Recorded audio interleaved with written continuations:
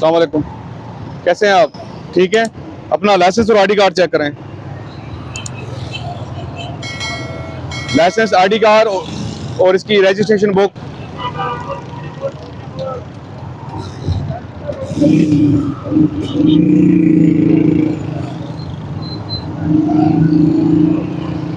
नाम क्या है आपका?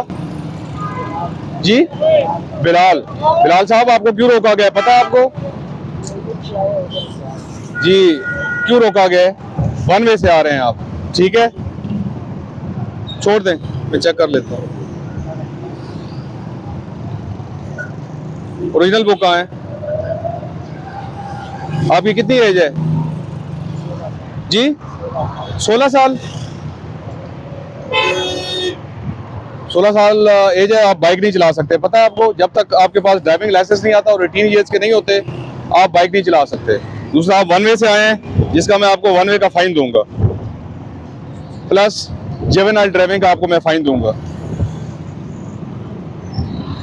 गुड नेम क्या है आपका? गुड नेम क्या है आपका? बिलाल नाम है?